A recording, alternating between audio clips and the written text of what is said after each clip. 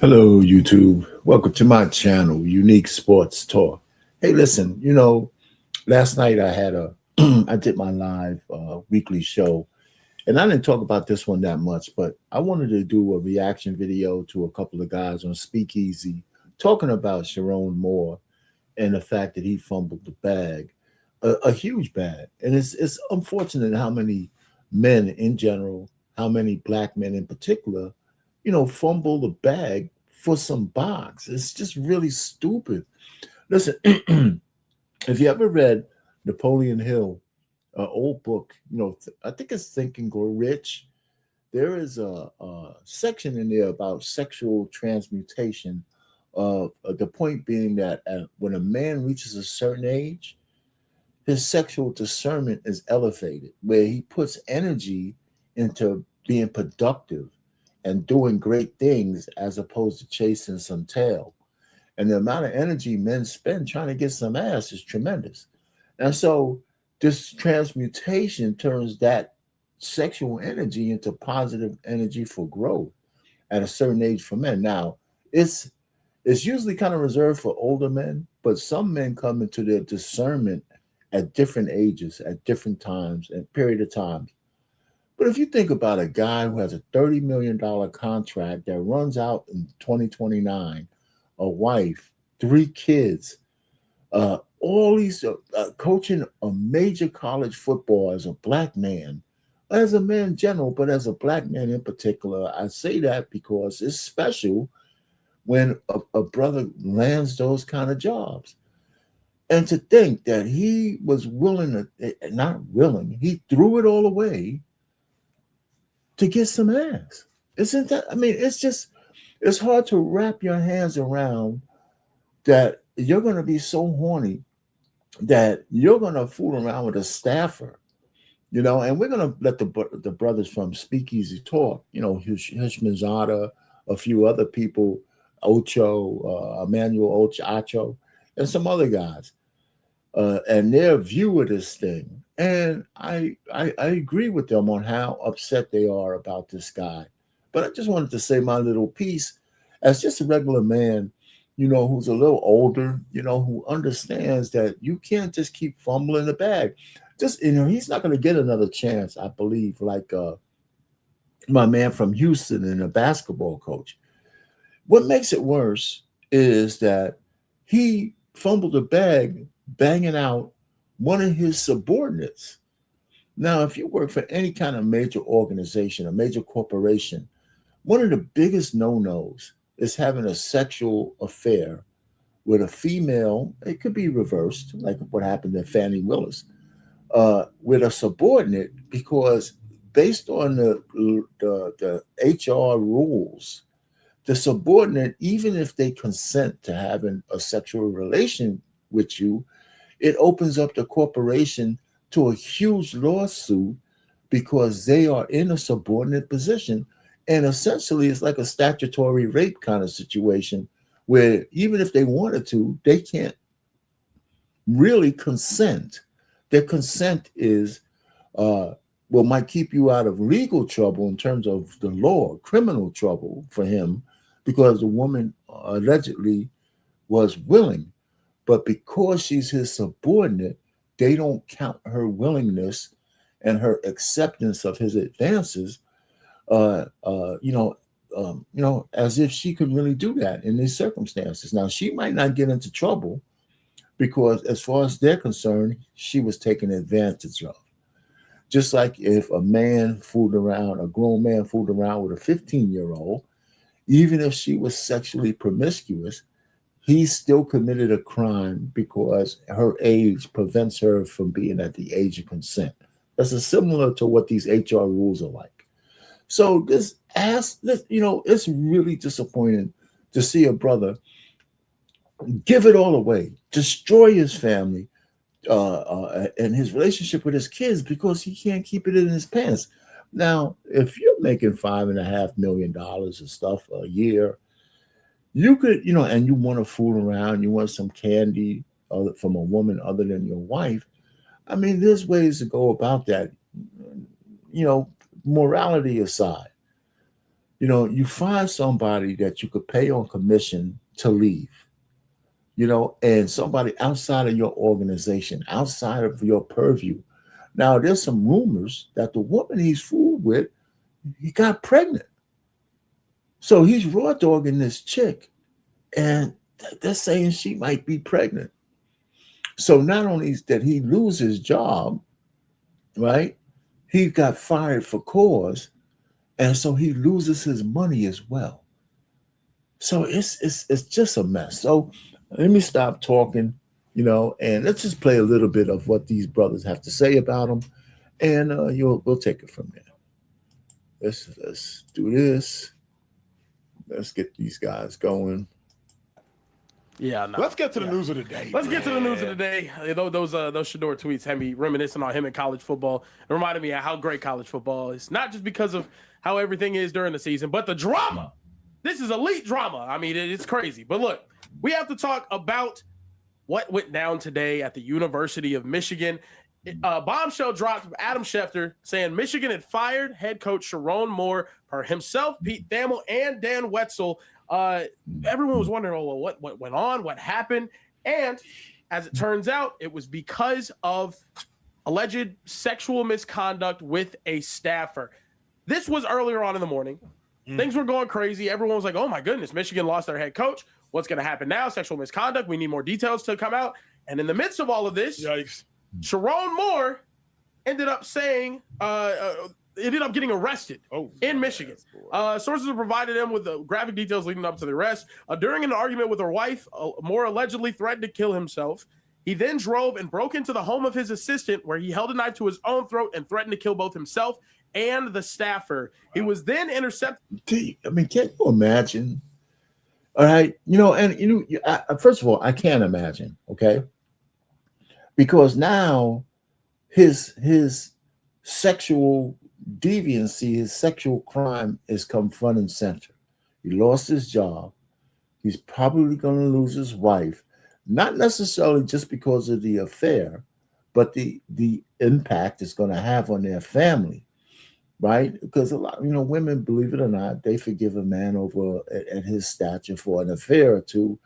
And if the chick is pregnant, there's a lot of guys whose wives have put up with them cheating from the NBA, NFL. But if they get another woman outside of the marriage pregnant, that adds a layer to it that they can't cross. So now, if he got this woman pregnant, so he's threatening to kill himself. Go break into this other woman's house. Now, we don't know if it was a break-in. We don't know what happened. They call it a break-in because she would probably say that.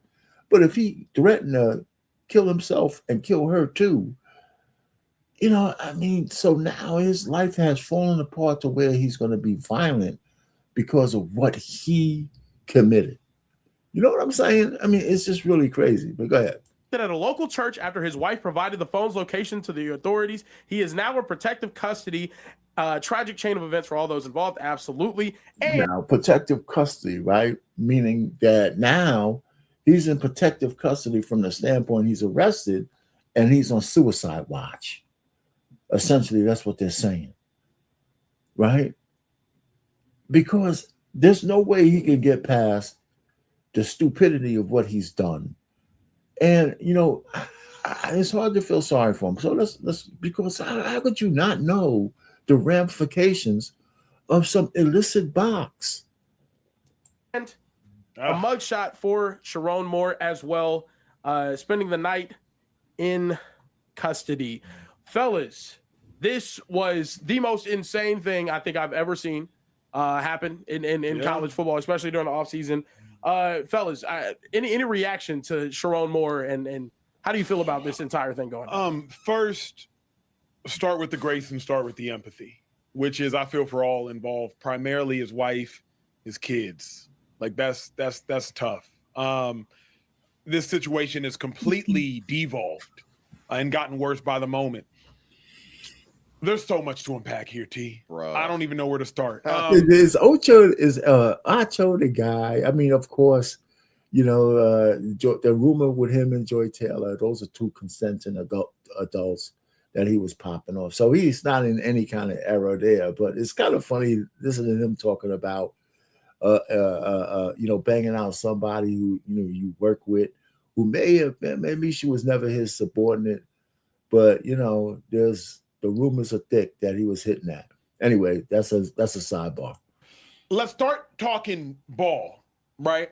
Sherone Moore had underachieved at Michigan based upon how Jim Harbaugh had left them.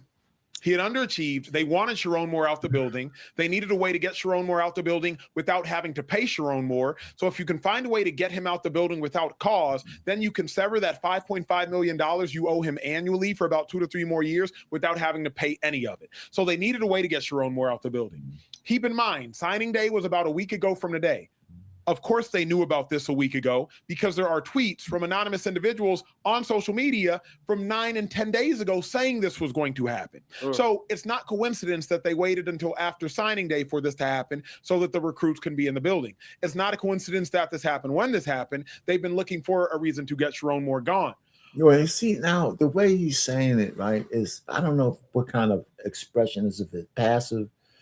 It's almost as if the school itself set him up with this chick so they can find a way to fire him for cause. I don't think that that's the case, right? He did all of this to himself and gave the school a reason and the opportunity to fire him for cause so they don't have to pay him, right? The notion or the implication that the school was waiting for a reason or somehow set it up to fire him. I mean, maybe Acho is not really trying to say that, but the way he's couching this shit, it's just not correct. The whole point is that the coach effed up, gave the school a reason to fire him without paying him. They want to fire him anyway because he's underperforming, quote unquote. But, they didn't set it up it's not like they put the woman in front of him, and maybe they did. Who knows? So he can, because he's a weak man, and they figure if you put this nice little lily white snow bunny in front of him, because he has a snow bunny wife, that he's going to somehow, just lose himself into the wows of the snow bunny. And now they got him. You know what? Would I put it past Michigan to do that? Probably not. But I know that's not the case. He was just a weak man, an idiot, and he went and he bit on a subordinate because she got a fat ass or maybe some nice breasts, or she smiled at him a couple of times, and he lost himself in the whiteness of the bunnyhood. Man, you know what, man? There's no excuse. And he destroyed his family. He destroyed everything because he wanted some box. It's just incredible. Tragic event. And Sherone Moore, obviously, what, till you go. Yeah, that's right, Acho. Let somebody who's going to say the real deal go. Now, Hushmanzada is going to get into his ass. I ain't gonna lie. He a dumbass. Like, you can't be that damn stupid, man. Like, I don't feel sorry for him. You a dummy. You got a wife and you got kids, and you care about messing with somebody else over your family. How dumb can you be? And then you get caught, and you want people to show empathy towards what you got going on. Don't do what you did. Hell no. Get her pregnant, have an abortion. I'm gonna double her salary. Like, I don't have sympathy for dumb shit. Like, you're an adult, and this is what you chose to do. You're not sorry about what happened. You're sorry you got caught. And then now you want to garner sympathy. Oh, I'm going to do this to you, and I'm going to do this to myself. No, you not. Like, you're right about if he was performing better at Michigan, I don't know if this happens. They may sweep this under the rug. Inappropriate relationship. We're going to suspend you for whatever, but they're dead wrong for having them kids sign there. They was recruiting my nephew, offered him all kind of money. If I'm Bryce Underwood, I'm up out of there. We done gave this man all this money to turn around and hand the ball off 35 times a game, scared to throw it. But I don't feel sorry for Sherone Moore. Why would I? Why would I? Not him. It's the wife I feel sorry for. The kids, and the wife. I feel sorry for the kids. Yeah. Because you didn't mention the wife. I feel sorry for the kids. Oh, snap. She's an adult. They innocent. You know, I agree with him here. You know, the wife know what kind of man she got. You think there's the first time he dipped his wick somewhere?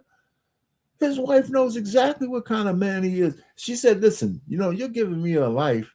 I've probably been giving away the tush for chicken dinners and steak dinners, and you're giving me a life I've never had before from any man. So if he stepped out once or twice, as long as he wasn't bringing no disease or nothing home, she probably turned a deaf ear. And now he took it to another level. Right? So I agree with Husbandzada here. You know, I don't feel sorry for her. You know, but I feel sorry for the three kids. I think they're all girls too. You know, and their father's out there, you know, shucking and jiving like a fool. And so the wife will get over it. She's going to take whatever money's left, and she'll be she'll be with somebody else in due time. And, you know, the women are fucking survivors, man. And she's not crumbling over this thing. She'll cry a couple of crocodile tears, and then she's going to take him to the cleaners for whatever he got left. And it's as simple as that. That's exactly what's going to happen. You know? They innocent. Like, she understands her husband. You know who you married. Nope. And so the adults, I don't feel sorry for no adult involved. I feel sorry. The woman that he was messing with, you ain't know he was married. You ain't meet his wife. Bro, they follow each other on social. That's what I'm saying. Wait, the wife and that's what I'm saying. The wife and the mistress follow each That's other. what I'm saying. So, I will say this though too. There is a power dynamic there. He's the boss of. That is the key, brother, right there. It's the power dynamic that puts him in trouble. You know, besides the adultery, besides everything else, he opened up Michigan to a multi-million-dollar lawsuit because all that woman has to say is that I felt compelled to have sex with him for my job. And she'll win. She will win a case like that. She absolutely will win a case like that. And they will have to pay her out. You know, I wouldn't be surprised if she doesn't say that. You know, I was worried about my job. I need this thing. He might have doubled my salary, but I thought I had to keep sleeping with him. Man, she's got an easy case. I bet you there's like 100 lawyers already talking to her. You know, and the fact that he allegedly went over to her house and threatened a deletion, you know, a self-deletion and a deletion, right? M suicide, a MS. You know, I mean, come on. She's got a great case, and she'd win. She would absolutely win. Now, she might not do it, but, you know, he opened up the university to a tremendous lawsuit. That's what Imelda Udoka did to Boston. You cannot be banging out your subordinates. Well, we got the point here, and they talk about it. So I'm going to put their link to this whole, and they talk about a lot of things on this show. And I'm going to put the link to Speakeasy in the description so you can go see this whole thing for yourself. But, you know, it's funny. I made, I do some AI music, and I made a record about discernment for men, about the Shannon Sharp debacle. And I'm gonna play a little bit of that for you guys, and then we're gonna just be out of here. So thanks for listening and hit the like button and subscribe to the channel. I'm here every Wednesday. I'm going live again with my sports show. So, you know, stop by there every Wednesday, 7:00 Eastern. And, you know, if you're a regular and you leave some comments or you join the chat, you know, if we can get a good rapport going, I'll bring you up, you know. You have to be on camera. And I may have some, you know, you might not have to be on camera, but I got to know that you're a real human being. Anyway, so let me go ahead and play this jam for you guys, and we'll be out of here. So I'm going to put the link to this full show in the back. So, all right, so here we go. Okay.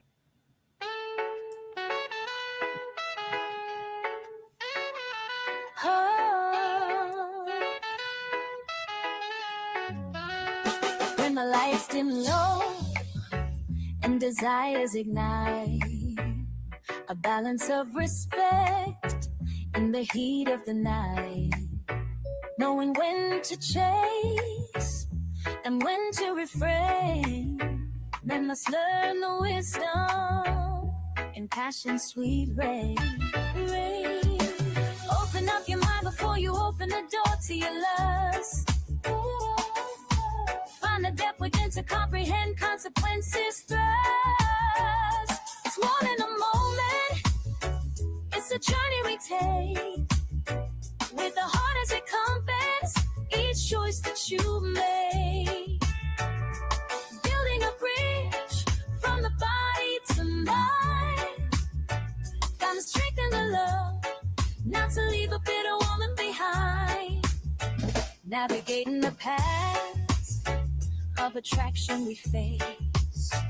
Understanding ourselves gives us the true grace. With every heartbeat, hold your ground with pride. In the dance of desire, let discernment be your guide. Seek the spark of the soul, let your spirit soar. In the tide of the flesh, find the strength not to hit it raw. It's more than a moment, it's a journey we take, with the heart as a compass, each choice that you make. Building a bridge from the body to life. Find the strength and the love, not to leave a bitter woman behind. Men walk with intention, let your mind lead the way before you sow. In the realm of desire, find the discerning effort, touch to say no.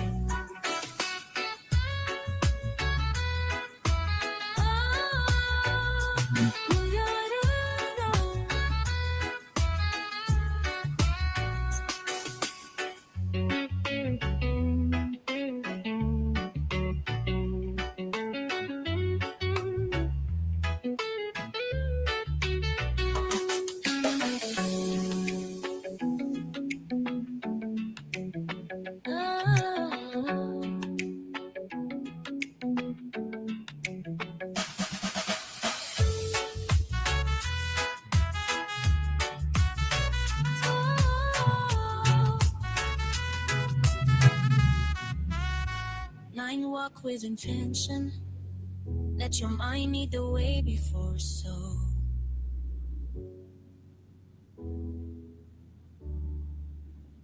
In that over desire, if I'm instead to just say no.